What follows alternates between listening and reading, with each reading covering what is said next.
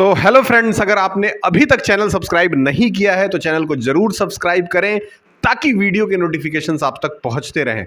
चाहे आप कहीं से भी पढ़ लें, समझ में तो यहीं से आने वाला है, क्योंकि हम लोग एक मार्कर और एक बोर्ड लेकर के तैयार हैं आप रिवॉल्यूशन लाने के लिए। 8.1 आज स्टार्ट करेंगे, ट्रिग्नोमेट्री का 8.1 स्टार्ट करते हैं पहले सवाल से क्वेश्चन नंबर 5 तक एक वीडियो में, और क्वेश्चन नंबर 6 से लेकर के क्वेश्चन नंबर 11 तक दूसरी वीडियो में। पहला सवाल आपके सामने नोट कराने जा रहा हूं, बहुत ध्यान से समझिएगा। आप अपने सामने एनसीईआरटी खोल के रखिए, आपको स्क्रीन पे क्वेश्चंस नजर आएंगे और वहां से हम लोग इसको क्रैक करेंगे। जैसा कि आप सब जानते हैं कि यह है हमारा चैनल जिसका नाम है सिद्धार्थ क्लासेस, और हम और आप पढ़ रहे हैं मैथमेटिक्स। रात के बज रहे हैं 11:40। आइए पहला सवाल उठाते हैं।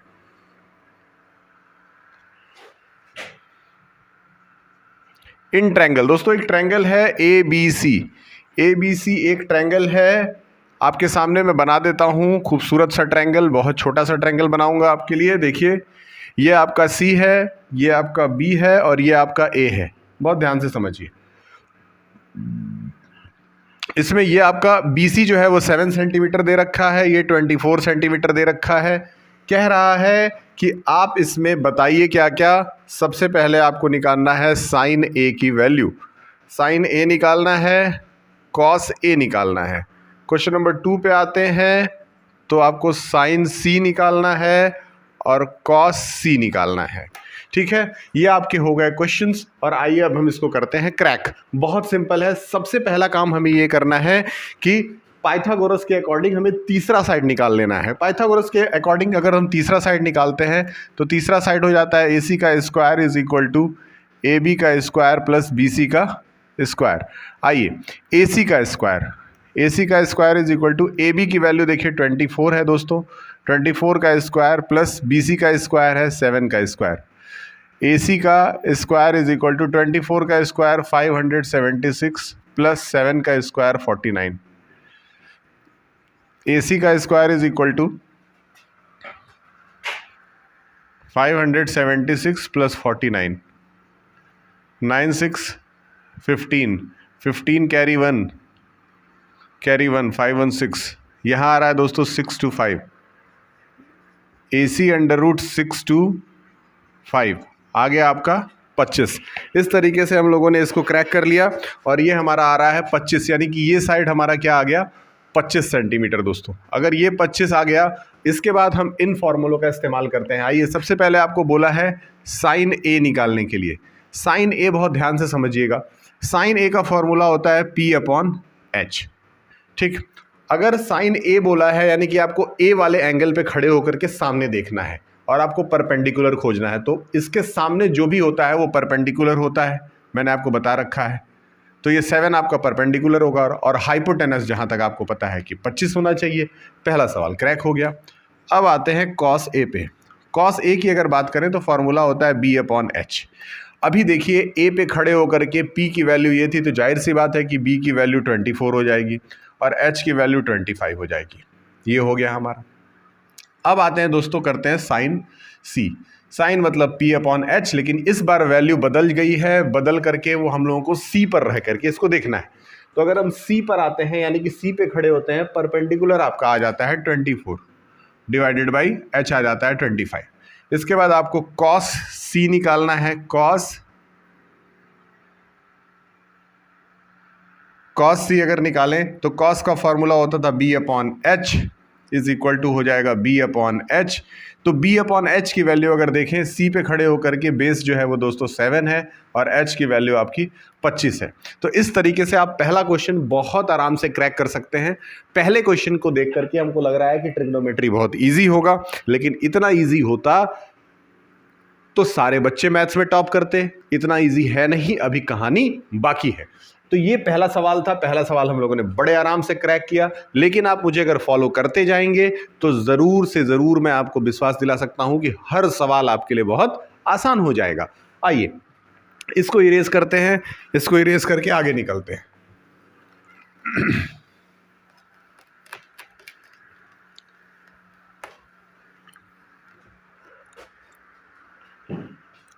देखिए, अब करते हैं क्वेश्चन नंबर 2। हमारे पास है सवाल, आपके पास होना चाहिए कॉपी और पेन।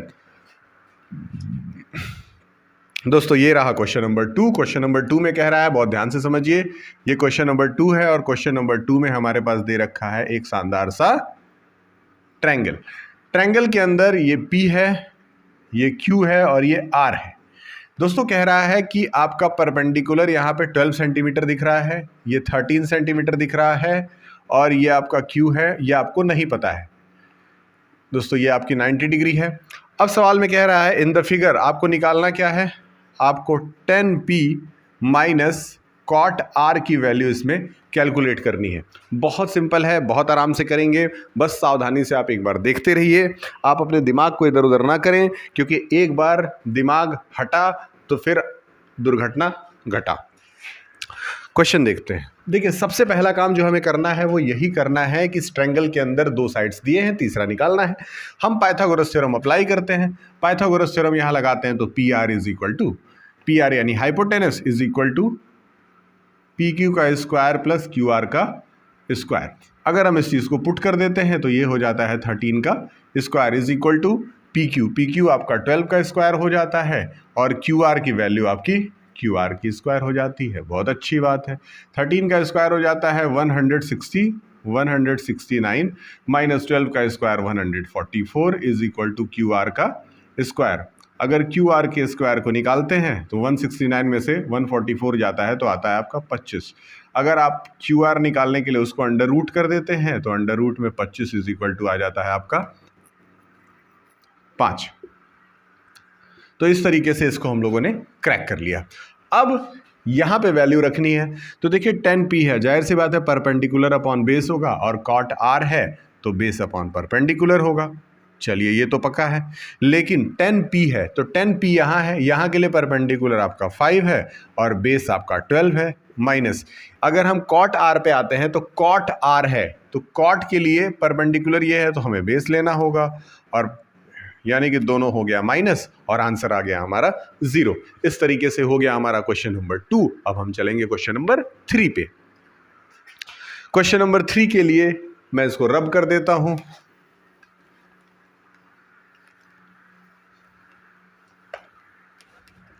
आइए क्वेश्चन नंबर 3 करते हैं। क्वेश्चन नंबर 3 लगाते हैं। क्वेश्चन नंबर 3 इजी ही होगा मेरे ख्याल से, और नहीं होगा तो उससे हम लोग इजी बना देंगे।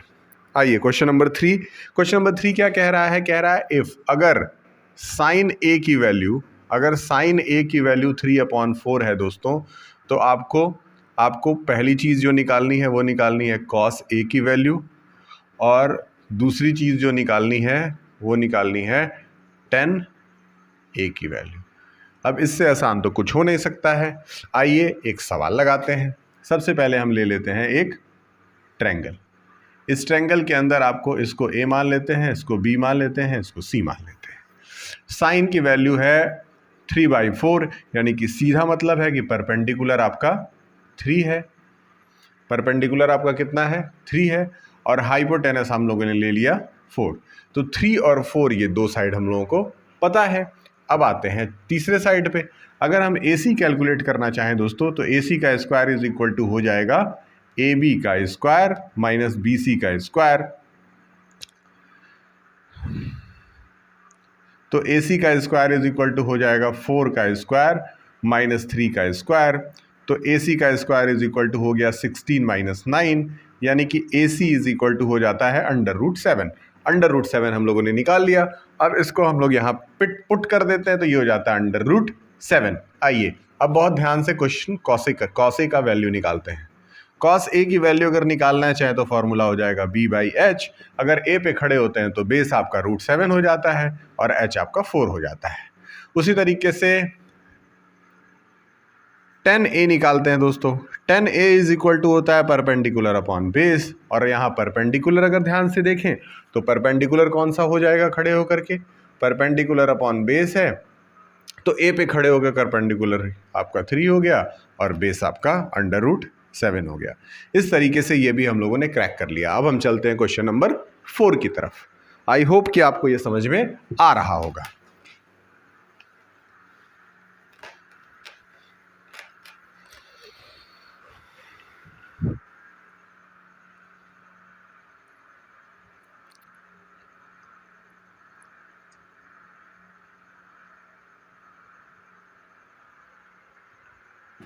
ठीक, अब आते हैं क्वेश्चन नंबर 4 पे। क्वेश्चन नंबर 4 क्या कह रहा है कि अगर 15 cot a is equal to 8 है तो आप साइन a और सेक ए और साइन ए दोनों की वैल्यू कैलकुलेट करके दिखा दीजिए। आइए, 15 cot a is equal to 8 है, यानी कि अगर हम cot a की वैल्यू निकालें तो वो हो जाती है 8/15। cot होता है बेस अपॉन परपेंडिकुलर, यानी कि बेस और परपेंडिकुलर ये दोनों इस सवाल में दिए हुए हैं। हाइपोटेनस निकालते, हाइपोटेनस का स्क्वायर इज इक्वल टू होता है बेस का स्क्वायर प्लस परपेंडिकुलर का स्क्वायर। हाइपोटेनस का square is equal to base है हमारा 8 का स्क्वायर प्लस 15 का स्क्वायर, तो H square is equal to 8 का स्क्वायर हो जाता है 64 plus 225। H square is equal to 289 का अंडर रूट, जो कि आता है 17।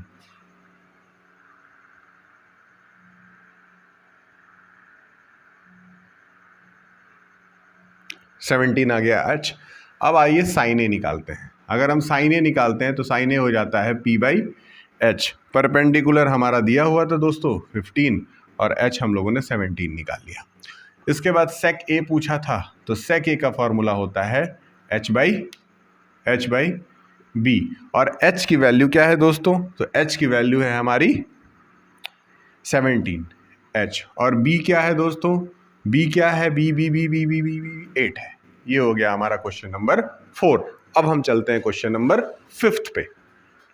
इसको इरेज कर देते हैं।